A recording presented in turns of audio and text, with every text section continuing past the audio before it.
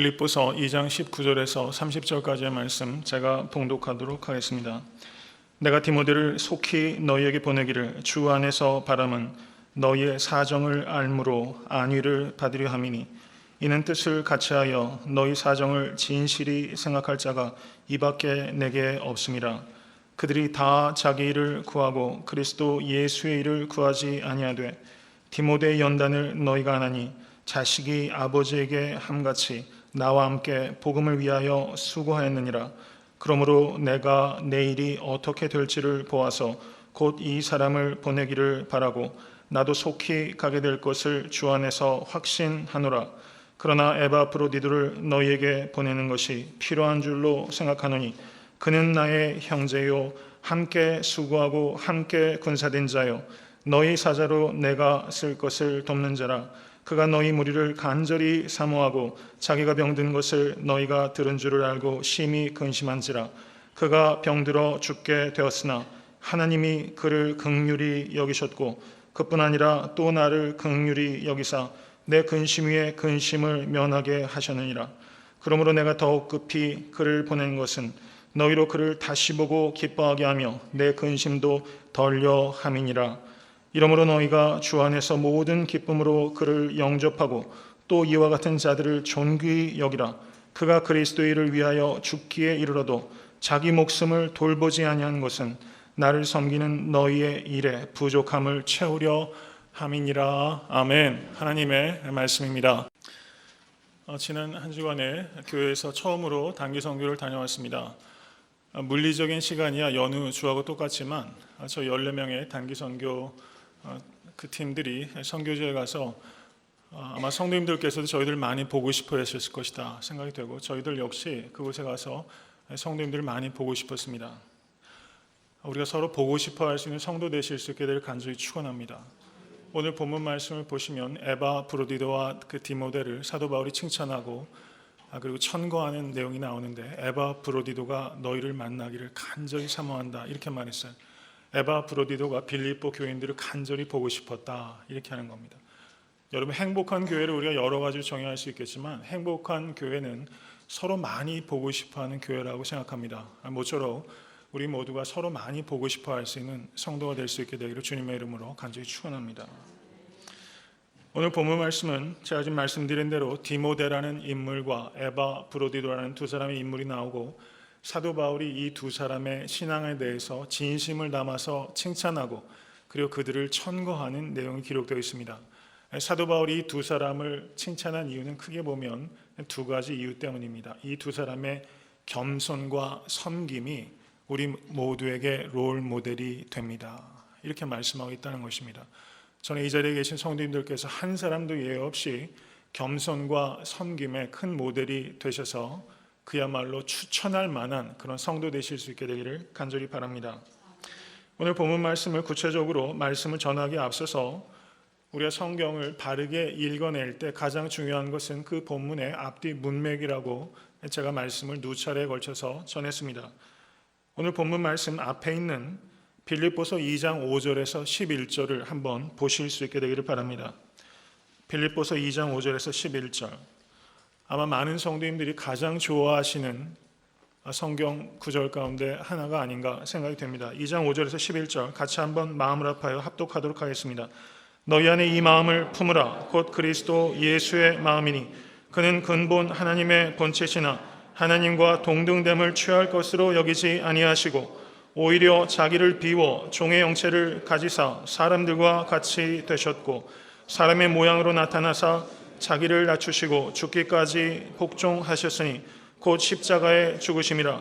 이러므로 하나님이 그를 지극히 높여 모든 이름 위에 뛰어난 이름을 주사 하늘에 있는 자들과 땅에 있는 자들과 땅 아래 있는 모든 자들로 모든 무릎을 예수의 이름에 꿇게 하시고 모든 입으로 예수 그리스도를 주라 시인하여 하나님 아버지께 영광을 돌리게 하셨느니라. 아멘. 그래서 많은 학자들이 빌립보서 2장 5절에서 11절을 칭할 때 그리스도 창가다 이렇게 말해요. 그리스도 창가.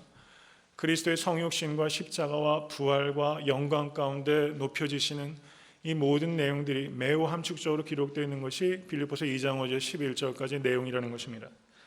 그런데 오늘 본문 말씀 2장 19절에서 30절의 내용을 보시면 이 위대한 닥살러지, 그 하나님을 찬양하는 이 송영 뒤에 그 디모데와 에바브로디드라는 두 사람이 언급이 되고 있고, 이 두 사람을 이 사도 바울이 혹시나 이 두 사람에 대해서 미심쩍어하거나 그리고 폄하하는 마음이 있다면 내가 이렇게 칭찬하는 바니 이 사람을 모쪼록 기쁨으로 영접해 주시오 라고 어떤 의미에서는 매우 소소한 이야기, 일상적이고 평범한 이야기들이 그리스도의 찬가 뒤에 이어지고 있다는 겁니다.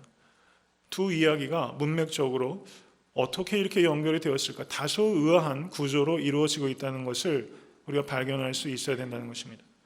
그 이유는 무엇이라고 생각하십니까? 그것은 그리스도의 찬가라고 말해지는 2장 5절에서 11절을 우리가 한마디로 말하면 doctrine이라고 할 수 있습니다. 교리라고 말할 수 있는 부분이에요. 그리고 2장 19절에서 30절까지는 그리스도인들 간의 교제라는 어플리케이션, 삶의 적용에 대해서 말씀하고 있는 부분이다. 이렇게 우리가 이해할 수 있다는 것입니다. 사도 바울은 이 두 가지 서로 어울릴 것 같지 않은 두 가지 이야기를 같은 장에 기록함으로 인하여 교리와 삶은 결코 분리될 수 없습니다 라고 우리에게 말씀해주고 있다는 것입니다. 여러분, 우리가 믿는 교리와 그리고 우리가 믿는 바, 교리를 들어있는 삶은 결코 분리돼서는 안 된다는 것을 기억하실 수 있기를 간절히 바랍니다. 여러분, 중고등학교 때 별명 한두 가지씩은 아마 다들 있으셨을 것 같아요. 여러분, 제 별명을 공개하겠습니다. 제가 고3 때 그 학교에 수업을 좀 늦었어요. 그래가지고 제가 그 졸업한 학교가 언덕이 굉장히 높습니다. 정신없이 막 달려왔어요. 그땐 제가 꽤 달렸습니다.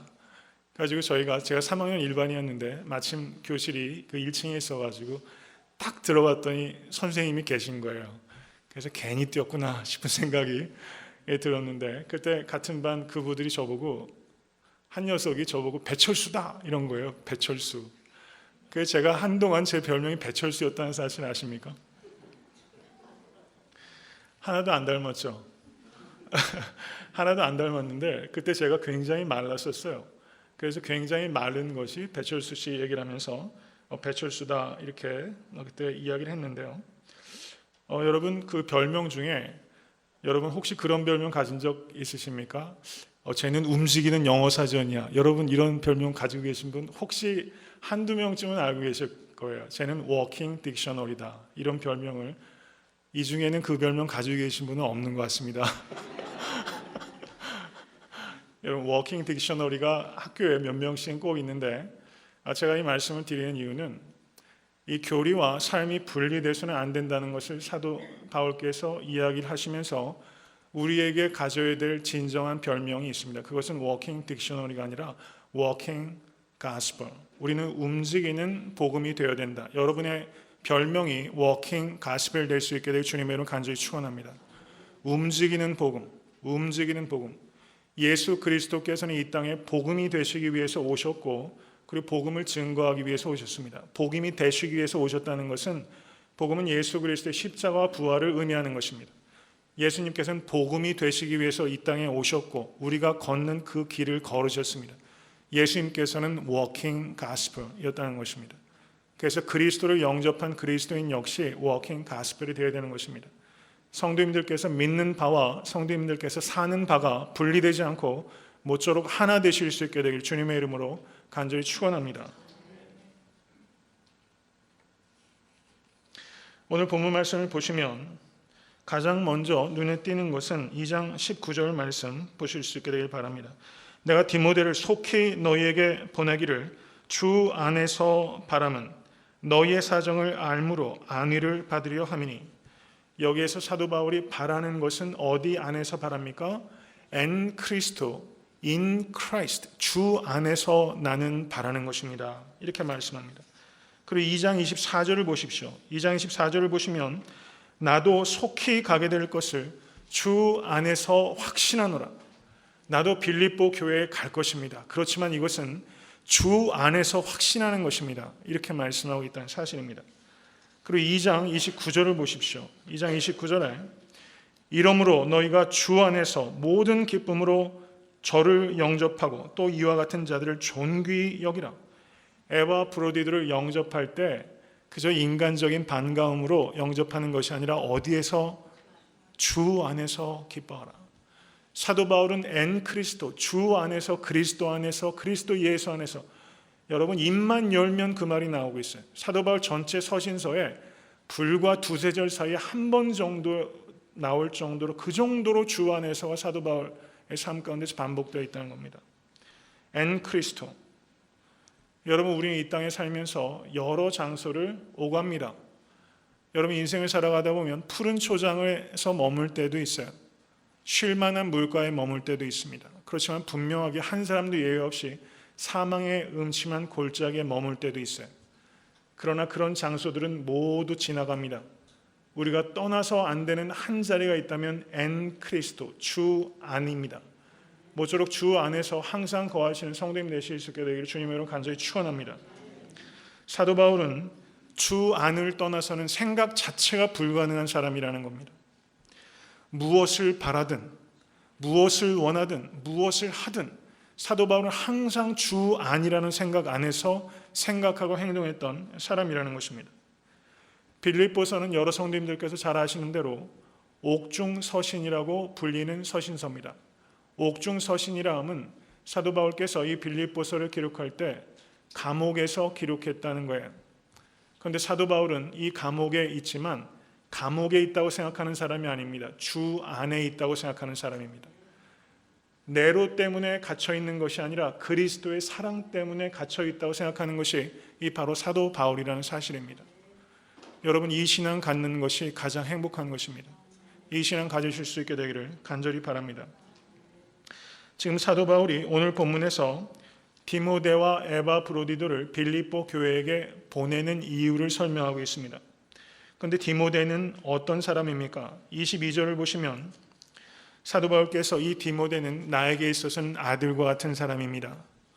아들과 같이 나와 함께 복음을 위해서 수고했습니다. 이렇게 말하고 있어요.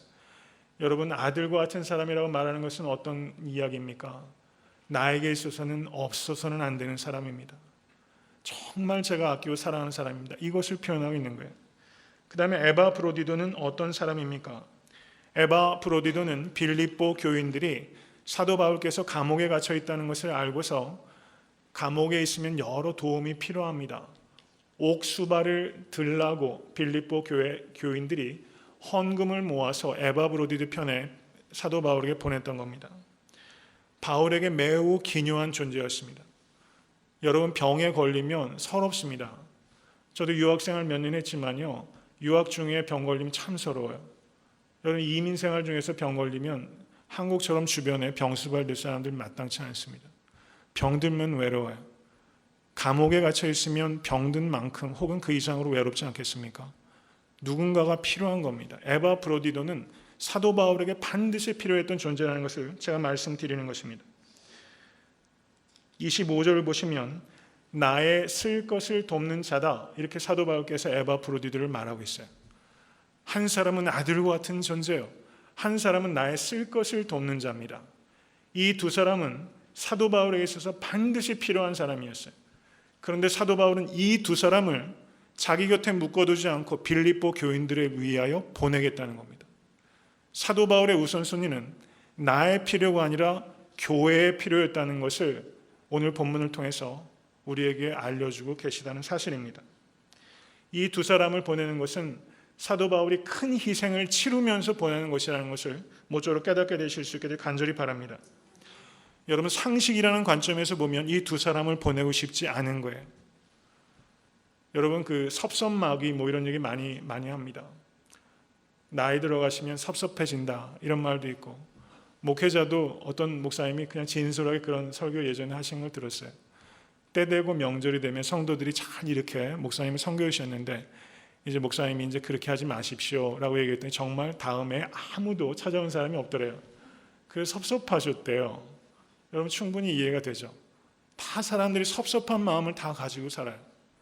여러분, 만약에 빌립보 교회 교인들이 이 두 사람을 보내달라고 얘기하면 사도 바울이 섭섭하다고 했을 거예요. 보내줄 때는 언제고 지금 보내라고 그러냐, 이렇게 생각할 수 있죠. 여러분, 우리의 생각과 이 사도 바울의 생각 얼마나 차이가 나는지 보십시오. 여러분, 섭섭해하지 마십시오. 목회자에게도 성도에게도 부모님에게도 자식에게도 섭섭하다 생각하는 것 프레임 자체를 바꿔버려야 돼. 내가 보내야 될 에바브로디도와 디모데가 어디 있나? 여러분, 내가 필요하지 않아서 보내는 게 아니에요. 그쪽이 더 필요하기 때문에 보내는 겁니다. 여러분, 모쪼록 이런 마음을 가지고 살면 천국이 되는 것입니다. 여러분, 애틀란타 섬기는 교회가 이런 통 큰 마음 가지실 수 있게 간절히 소원합니다. 나의 필요보다 애틀란타 섬기는 교회의 필요를 앞세우는 성도, 그리고 애틀란타 섬기는 교회는 우리 교회의 필요보다 하나님 나라의 필요를 더 앞세우는 교회. 여러분, 얼마나 멋있어요. 이렇게 하는 거 결코 쉬운 일 아닙니다. 우리 교회의 필요보다 이 땅의 필요를 위해서 여러분 디모데와 에바브로디도를 보내는 이 사도 바울의 마음, 여러분 모쪼록 이 마음 가지실 수 있게 되길 주님의 이름으로 간절히 축원합니다.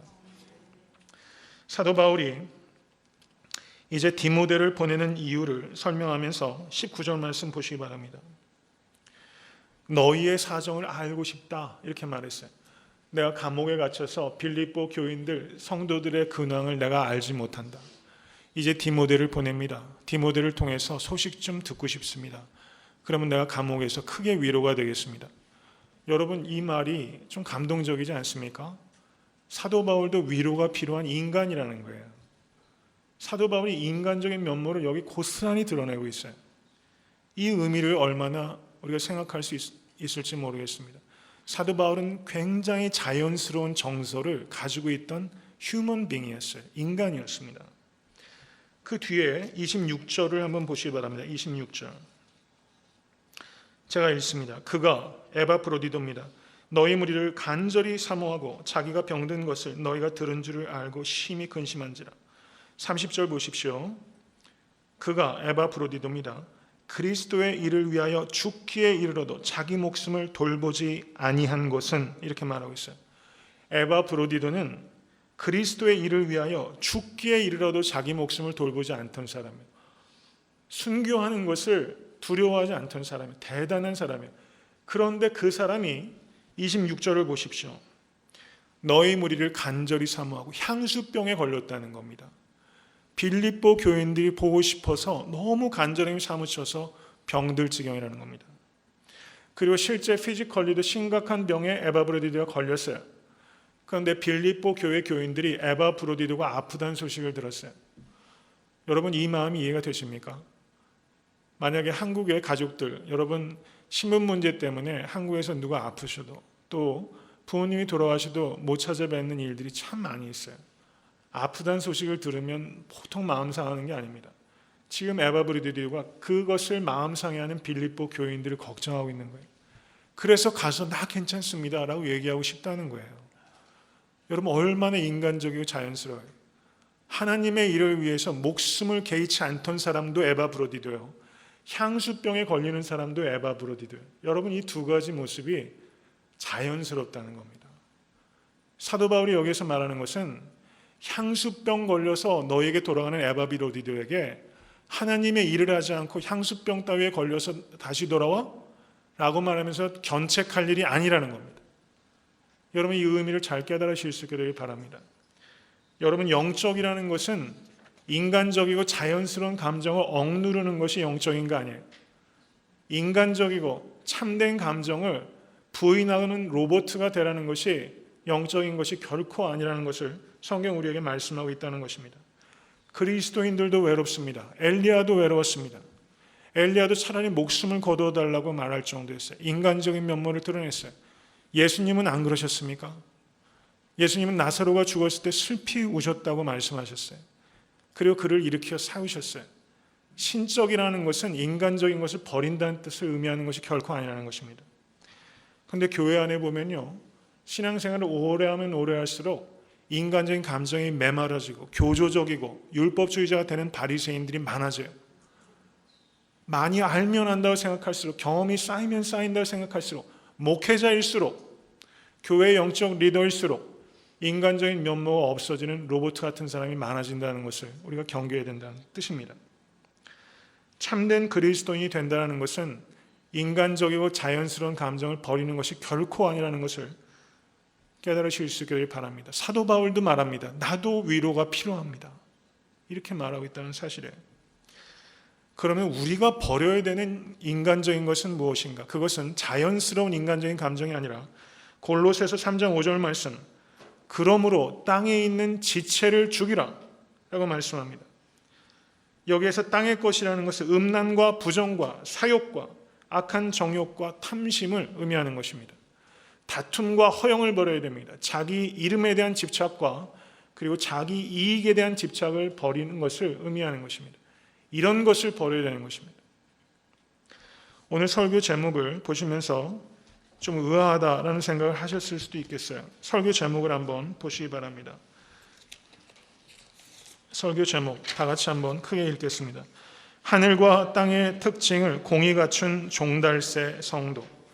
하늘과 땅의 특징을 공히 갖춘 종달새 성도.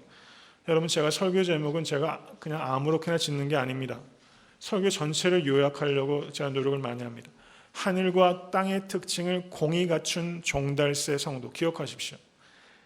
이 프레이즈는 어디에서 제가 응용을 한 것이냐면 워즈워드라는 위대한 시인이 있습니다. 워즈워드가 쓴 시 중에 To the Skylark라는 종달새에게라는 시가 있어요. 거기에 제일 마지막 줄에, 마지막 두 줄에 이런 내용이 있습니다. 경청하시기 바랍니다. 솟구치되 결코 방황치 않는 지혜자의 표상이여 하늘과 땅의 특징을 공히 지닌 자 같구나. 이렇게 말했어요. 솟구치되 결코 방황치 않는 지혜자의 표상이여 하늘과 땅의 특징을 공히 지닌 자 같구나. 이 종달새에게 라는 제목에서 워즈워드가 노래한 내용입니다. 제가 궁금해서 어저께 선교 다녀와서 밤에 10시 넘게 집에 들어갔는데 인터넷에 한번 검색해 봤어요. 종달새가 어떻게 생겼는지는 알아야지 제가 설교할 수 있을 것 같아요. 저는 아는 게 의외로 없습니다. 여러분 대개 종달새 한번 확인해보세요. 참 평범한 새예요. 평범한 모양, 화려한 색깔이 없더라고요. 근데 그 새가 하늘 높이 솟구치는, 그것을 이 워드워드는 시적인 시인의 눈으로 포착해서 솟구치되 방황치 않는 지혜자의 모습을 그 종달새에서 발견했어요. 하늘과 땅의 특징을 공히 지닌 자답구나. 이렇게 말하고 있습니다. 하늘과 땅의 특징을 공히 지닌 종달새 성도. 이게 오늘 설교 제목입니다. 그리스도인이 된다는 것은 하늘 높이만 솟구치는 것을 얘기하는 것도 아니고 땅에만 발을 대고 있는 것을 이야기하는 것도 아니라는 것입니다. 정말 그리스도인이 된다는 것은 무엇인가? 고린도 후서 12장을 보시면 사도 바울은 3층천까지 솟구쳤던 종달새예요. 3층천까지 솟구쳤던 종달새입니다. 그런데 이 사도 바울은 여기에서 어떻습니까? 이 디모데와 에바브로디도를 이 빌립보 교인들이 조금 의심하거나 폄하하거나 할 가능성을 알고 있기 때문에 이들을 위해서 칭찬하는 편지의 글들을 쓰고 있다는 거예요. 사도 바울은 3층천까지도 올라가는 종달새요. 그리고 이와 같은 일들을 예상하고 그들을 위해서 추천의 글을 써줄 정도로 땅바닥 위에 견고하게 발을 대고 있는 종달새라는 것입니다. 여러분, 진정한 영성은 바로 여기에 있다는 것을 기억하실 수 있게 간절히 바랍니다. 하늘 높이 그리고 땅에 견고하게 발을 대고 있는 종달새와 같은 성도가 되실 수 있게 되기를 주님의 이름으로 간절히 축원합니다. 사도 바울께서 디모데를 빌립보 교회에 보내겠다고 이야기를 하면서 디모데의 면모에 대해서 의심하는 사람이 있을 수 있다는 것을 예상했습니다. 그리고 디모데를 칭찬한 겁니다. 그 칭찬의 구체적인 그 내용을 말씀드립니다. 20절 말씀 보시기 바랍니다. 이는 뜻을 같이하여 너희 사정을 진실히 생각할 자가 이밖에 내게 없습니다. 너의 사정을 진실히 생각할 자, 여기서 생각한다라는 말이 메림나오라는 단어입니다. 메림나오. 이 말이 마태복음 6장에 아무것도 염려하지 말아라 할 때 메림나오, 염려하다는 단어가 메림나오예요. 그러니까 이 말 뜻은 무엇입니까? 너의 사정을 진실히 염려해 줄 수 있는 사람은 바로 디모데입니다. 그리고 여기서 진실이라는 단어가 그리스어로 그네오시스라는 단어입니다. 그네오시스. 이 말은 태어나면서부터 갖게 되는 것과 같이 자연스럽게 너희들을 걱정한다. 이렇게 말하고 있어요. 누가 강요해서 억지로 염려하는 것이 아니라 너무나 자연스럽게 진실하게 너희를 위해서 염려하는 사람은 디모데입니다. 이렇게 말하고 있어요. 여러분, 이런 염려, 이거는 좋은 염려입니다. 여러분, 서로를 돌아볼 수 있게 될 간절히 바랍니다. 그래서 메림나와 하는 사람, 서로를 생각할 수 있는 성도 되는 여러분 되실 수 있게 될 간절히 바랍니다. 그리고 그 뒤에 이어지는 이야기들은 이것입니다. 21절 이하로 잘 보시길 바랍니다. 그들이 다 자기 일을 구하고 그리스도 예수 일을 구하지 아니하되, 이 말뜻은 무엇입니까? 사람들은 자기 일 다 하고 그리스도의 일을 하는 사람이 많습니다. 여러분들께서는 그리스도의 일을 먼저 하시고 자기 일을 하십니까? 어느 쪽에 속하십니까? 여러분, 마음으로 한번 대답해 보세요. 많은 사람들이 자기의 일을 먼저 합니다. 그렇지만 디모데는 그리스도의 일을 앞세우는 사람입니다. 이렇게 말하고 있다는 사실입니다. 그리고 디모데는 연단 받은 사람이에요. 연단. 여러분, 하나님께 쓰임받는 사람은 연단을 통과한 사람입니다. 연단이란 뜻이 성경 원어의 뜻은 캐릭터를 갖게 됐다는 뜻이에요. 여러분, 사람이 진정한 신적 성품을 갖게 되는 것은 연단을 통해서만 갖게 되는 것입니다. 여러분들께 삶에 분명히 연단이 많으실 거예요. 경제적인 문제, 관계의 문제, 영적인 문제, 여러 가지 문제들이 있습니다. 여러분, 그 연단은 의미 없는 것이 아닙니다. 여러분들을 연단에서 연단을 만드는, 연단에서 캐릭터를 만들고자 하는 하나님의 섭리가 있는 것입니다. 모쪼록 연단이 올 때 기쁨으로 받으시고 시험 당하실 때 또 피할 길로 내시는 하나님을 경험하실 수 있게 되기를 주님의 이름으로 간절히 축원합니다. 그리고 그 후에 이제 사도 바울께서 뭐라고 말합니까? 자식이 아버지에게 함같이 나와 함께 복음을 위하여 수고했느니라. 에이스 유한겔리온, 복음을 위하여 수고했다. 여러분, 이 한마디 한마디를 주의 깊게 보십시오. 여러분, 지난 한 주간 동안 무엇을 위해서 수고하셨습니까? 복음을 위해서 수고하신다는 의식을 가지고 사셨습니까? 모쪼록 복음을 위해서 수고한다는 게 무엇인지를 생각하시고 그런 수고하실 수 있게 되길 간절히 바랍니다. 그 한국에 크게 성공한 사람이 그런 인터뷰를 하는 것을 제가 신문을 통해서 본 적이 있어요. 평범한 이야기입니다. 나를 성공시킨 8알은 다른 사람들의 칭찬이었습니다. 이렇게 말을 해요. 우리가 그런 적 있지 않습니까? 칭찬은 고래도 춤추게 한다. 이렇게 말을 합니다. 저는 애틀랜타 섬기는 교회가 이런 칭찬이 풍성한 교회 될 수 있기를 간절히 바랍니다. 그렇지만 칭찬과 아첨은 정확하게 구분해야 됩니다. 근데 많은 사람들이 아첨은 하지만 칭찬할 줄 몰라요. 사실 그렇습니다. 여러분, 우리 교회는 아첨하는 교회가 아니라 칭찬하는 교회 될 수 있게 되길 간절히 바랍니다. 칭찬하기 위해서 전제가 되어야 되는 게 있는데 그것은 관심입니다. 우리가 관심을 안 가지면 다 책망할 것만 보여요. 그런데 관심을 가지고 한 사람 한 사람이 유심히 보면 그 사람에게 칭찬할 일들이 많이 있다는 것입니다. 모쪼록 애틀랜타 섬기는 교회는 많이 칭찬하는 교회 될 수 있게 되기를 바랍니다.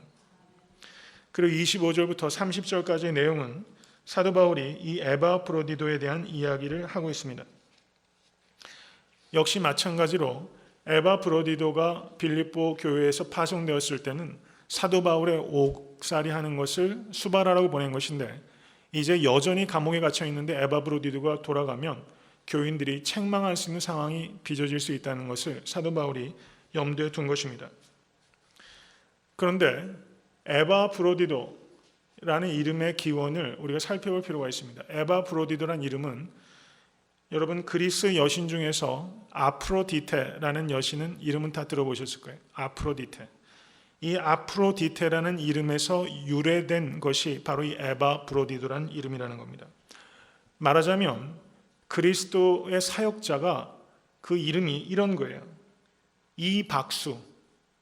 여러분, 목사님 이름이 이박수, 김힌두, 박증산. 만약에 이런 이름을 가지고 있다면 생각해 보세요. 제가 목사인데 제 이름이 만약에 박증산이라고 만약에 이렇게 된다면요, 여러분 아마 성도님들께서 저 이름 바꾸라고 하시는 분들 많이 있을 거예요. 그런데 지금 에바프로디도가 바로 그런 아프로디테 여신의 이름을 가지고 있는 그리스도인이에요. 이름 바꾸라고 하는 사람들이 있었을지도 모르겠어요. 그런데 사도 바울은 에바프로디도 이름을 바꾸라고 하지 않았습니다. 그 역시 바꾸지 않았어요. 여기에서 우리가 생각해야 될 중요한 요소가 있습니다. 참된 그리스도인이 된다는 것은 이름을 바꾸는 것이 아니라 삶을 바꾸는 것이라는 것입니다. 저는 아프로디테란 이름에서 유래된 에바프로디라는 이름을 가진 참된 그리스도인, 역설적으로 그 이름이 다른 사람에게 큰 충격과 감동을 줬을 것이라고 생각합니다. 여러분, 많은 사람들이 교회 안에서 이름만 바뀐 사람이 많이 있어요. 여러분, 그런 성도는 여러분 구원받지 못합니다. 이름을 바꿀 것이 아니라 삶을 바꾸실 수 있게 주님의 간절히 축원합니다. 이 에바브로디도를 사도 바울께서 관심을 가지고 살펴서 5가지를 칭찬합니다. 첫 번째는 그는 형제다라는 거예요. 형제. 25절, 나의 형제요. 그는 나의 형제요. 아델포스무, 나의 형제요. My brother, 이렇게 말하고 있습니다. 여러분, 성도가 성도를 바라볼 때는 나의 형제요, 나의 자매로 봐야 되는 겁니다. 예수 그리스도의 피를 가졌기 때문에 우리는 한 형제, 한 자매가 된 것입니다. 두 번째는 에바브로디도를 함께 수고한 자다, 이렇게 말하고 있어요. Fellow worker. 여러분, 함께 수고한 자라고 말하는데 인색하지 않게 되기를 간절히 바랍니다. 사도 바울은 자기 혼자 한다 생각하는 사람이 아닙니다.